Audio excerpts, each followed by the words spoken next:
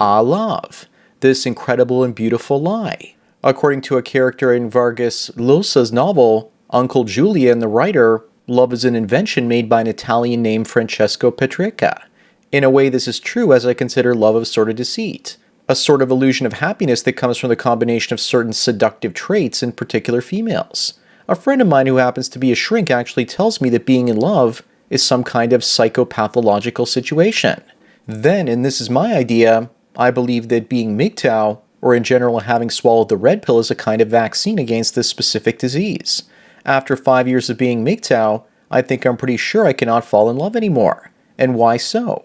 Well, being MGTOW or being red-pilled is a serious paradigm shift in your way of thinking.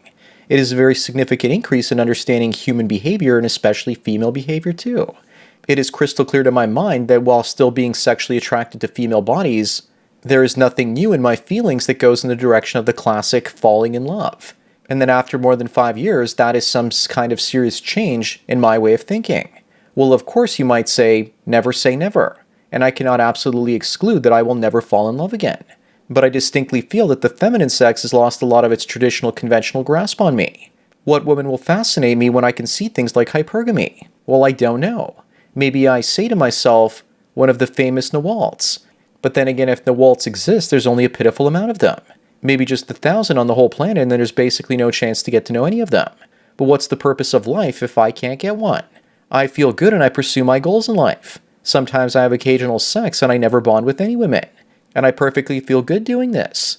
A few days ago, I went over to a woman's house and it was a mansion. I saw her husband busily working away in the office. She, of course, does nothing for a living except being a part-time life coach, which couldn't pay any of her bills if she was living alone. But all of her husband's wealth was hers because he loved her and she spread her legs. Millions of dollars because of love and fellatio. Men not only love their wives, but they also love their unfreedom, and it gives them a sense of purpose.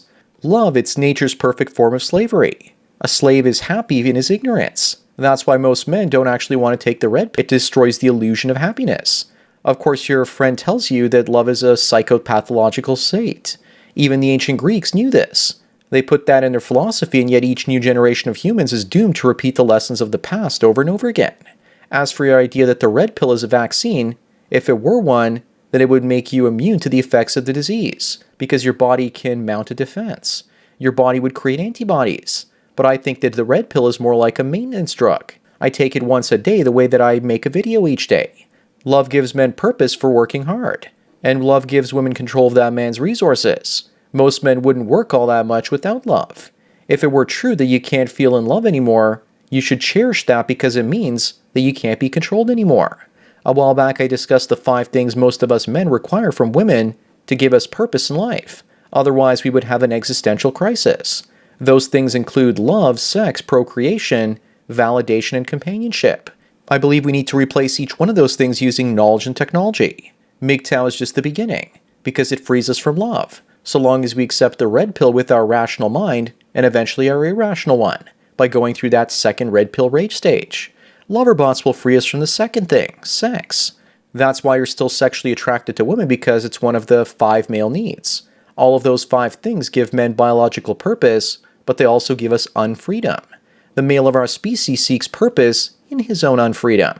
For most men to be truly free, they have to feel like bio-slaves of women. But when we're free of that, we have to fight off an existential crisis and seek out some other purpose. If you fall in love at some point, just forget about her as quickly as you can. Distract yourself with something else. Romantic love is nothing more than a minor nuisance if you have something more important to replace it with. If you do find something else to fill your time and it offers you more purpose than a relationship ever could, then that'll actually help you stop desiring to date women and fall in love ever again.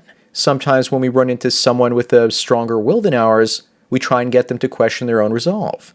Because if we can successfully get them to second-guess themselves, then it makes us feel better for not living up to the same types of standards. They don't have to worry about failing in life because you're failing too. If you fail in the process of going your own way, then he's going to feel better about being a simp. I'm sick and tired of guys holding on to hope that the perfect woman is out there. It's like a grown man believing that Santa Claus is still real and leaving cookies out for him.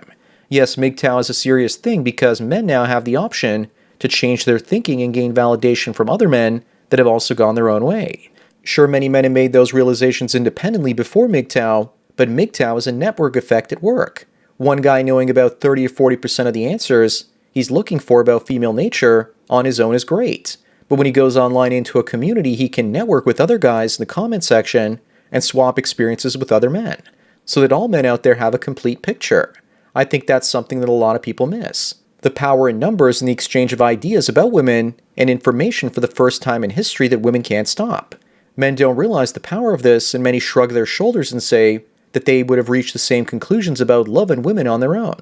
But what they don't realize is that the reason it pisses women off is because it speeds up that process. At the age of 25, a guy traditionally wants to get married, but at 35, he doesn't.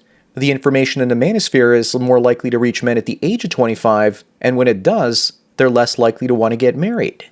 As a result, 25 is the new 35 when it comes to nihilism than many men feel with regards to starting families. Men will have a harder time falling in love because they see the beast behind the boobies much faster, and therefore aren't as easily controlled by women. Women understand the power of sharing information through the power of gossip and girls' night out. With the internet, it's pretty much boys' night out on their computers, and it's freeing men. There's nothing that women can do to stop it. If you fall in love, all a woman has to do is hang around, and as time passes, she gains more and more control over you by doing nothing but looking as pretty as she has to. You bend to her will unknowingly, but she sure as hell can see it. It's like your mind is slowly being controlled through your own heart, and all she has to do is get out of the way of that process by not being too much of a bitch. When you first fall in love and a girl is smiling at you, that's not love looking back from her eyes. That's satisfaction that you're falling in love with her. Once you're completely hooked and you can't fall in love any deeper, that she can slowly bring out her real personality, because you're so under her spell. Ironically, the spell created by your own body, and you have no idea who this new woman is in front of you. Nor do you care, because you fell in love with the fake version of her, and you still believe that that fake version is there under the real one. No one can convince you otherwise because you only see what you want to see. And if someone even hints that love is a control mechanism used to turn a man into what he naturally craves, to be a slave, then it won't sink in. As Esther Vilar wrote in her book, men feel secure in their slavery. When we have someone or something to work for that's greater than ourselves, we feel useful and good. We feel insecure when we don't have someone to love. To be honest with everyone, what I now love is my ability to write and be creative. It's something that I've nurtured, and getting involved in relationships and falling in love would destroy that. My IQ would probably drop 1 or 2 standard deviations if I fell in love. And yes, I would be happy in love, but I would also be miserable because I wasn't living up to my potential because my biology put me under the control of a woman. Anyways, that's it for today.